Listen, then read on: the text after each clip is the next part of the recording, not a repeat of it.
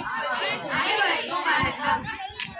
நண்பருக்கும் என்று சொல்லியே வில்லினில் பாட ஆமாம் வில்லினில் பாட ஆமாம் வில்லினில் பாட வந்தருள்வாய் கலை மகளே.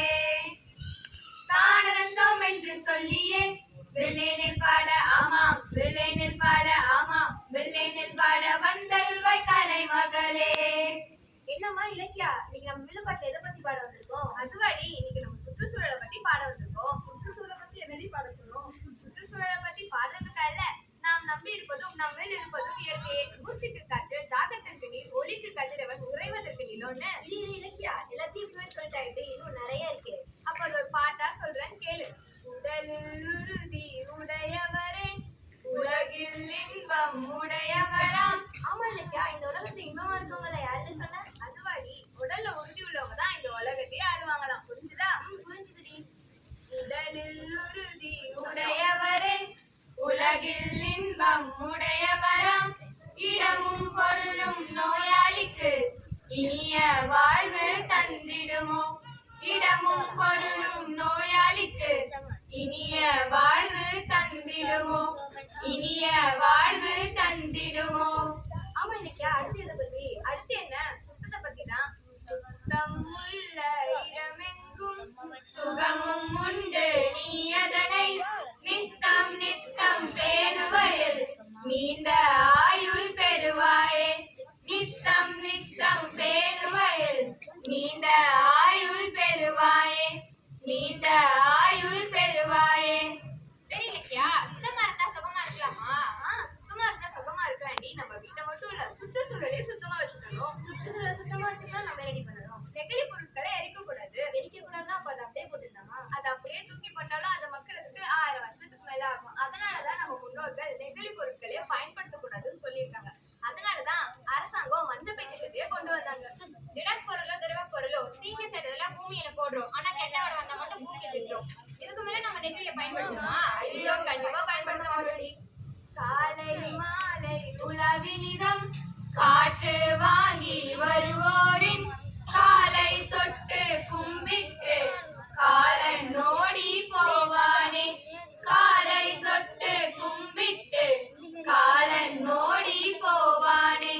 காலன் நோடி போவானே.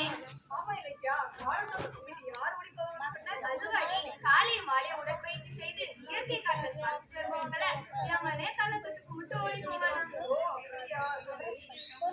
கூலையே நீ குடித்தாலும் குளித்த பிறகு குடியப்பா.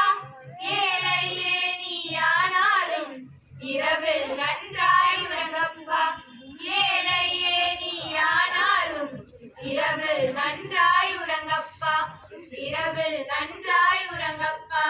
ஆமா இலக்கியா, கூழ குடிக்கணும்னா கூட குடிக்கணும் மாடி. ஆமா, கூழ குடிக்கணும் கூட குளிச்சுட்டு தான் குடிக்கணும். அதனாலதான் நம்ம முன்னோர்கள் கூழானாலும் குளித்து குடி, கந்தையானாலும் கசக்கி கட்டினே சொல்லியிருக்காங்க. அது மட்டும் இல்ல, நீ எவ்வளவு கஷ்டப்பட்டாலும் ராத்திரியில நல்லா உறங்கணும். புரிஞ்சுதா? புரிஞ்சுதுடி. மட்டு குணவை உண்ணாமல் வாரி வாரி திம்பாயேன் பிட்டு முட்டு பட்டிடுவாய். தினமும் பாயில் விழுந்திடுவாய். திட்டு முட்டு பட்டிடுவாய். தினமும் பாயில் விழுந்திடுவாய். தினமும் பாயில் விழுந்திடுவாய். ஆமா இலக்கியா, அதிகமா சாப்பிட்டா நல்லதுன்னு தான் நம்ம முன்னோர்கள் சொல்லியிருக்காங்க. நீ என்ன புதுசா சொல்ற? அதிகமா சாப்பிட்டா நல்லதுதான். அதுக்குன்னு அந்த மாதிரி 6 வேளை எல்லாம் சாப்பிடக்கூடாது. காலை மதியம் இரவுன்னு 3 வேளை மட்டும்தான் சாப்பிட முடியும். நோய்வாய்ப்படுவேன். புரிஞ்சா? புரிஞ்சுதுடி. புரிஞ்சுன்னு சொல்லிட்டு திருப்பி 6 வேளை சாப்பிட மாட்டியே. ஐயோ, கஷ்டமா இருக்கு இலக்கியா, கணக்கு படி. தூய காற்றும் நன்னீரும் சுண்ட பசித்த பின்னுணவும் நோயை ஓட்டி விடுமப்பா. 100 வயதும் தருமப்பா. நோயை ஓட்டி விடுமப்பா. 100 வயதும் தருமப்பா. 100 வயதும் தருமப்பா. ஆமா, மார்கழி மாசம் விடிய காலையில இருந்துச்சு. எதுக்கு நம்ம அம்மாக்கெல்லாம் கோலம் போடுறாங்க தெரியுமா?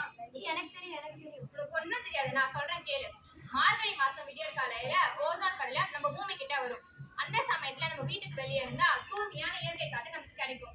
அதனாலதான் நம்ம மார்கழி மாசம் விடியற் காலையில போய் வாசல்ல கோலம் போடுறோம். அப்படி நம்ம ஓசோன் படலத்தை பாதுகாக்க விட்டுட்டோம்னா அது பலவீனமாகி நம்ம மேல சூரிய கதிர்கள் நேரடியா தாக்கும். அதனால நம்மளுக்கு தோல் சம்பந்தப்பட்ட நோய்கள் எல்லாம் வரும். இதனால நம்ம காற்றை மாசுபடுத்த கூடாதுன்னு சொல்றோம். இயற்கையை நம்ம மட்டும்தான் பாதுகாக்கணும்டி. நம்ம எங்க பாதுகாக்கிறோம்? நம்ம தான் அதை மாசுபடுத்துறோம். அப்படி என்னடி நம்ம மாசுபடுத்துறோம்? தெரியுது, அதை நான் சொல்றேன் கேளு. முன்னாடிலாம் நம்ம முன்னோர்கள் குழாயில இருந்து வர தண்ணீரை அப்படியே குடிக்க பயன்படுத்திட்டு இருந்தாங்க. ஆனா இப்போலாம் அதையே பாட்டில் அடிச்சு விலைக்கு வாங்குற நிலை இருக்கும். அது மட்டும் இல்ல, இப்பெல்லாம் நம்ம ஆக்சிஜனையும் அப்படி விலைக்கு வாங்குற நிலை இருக்கும்.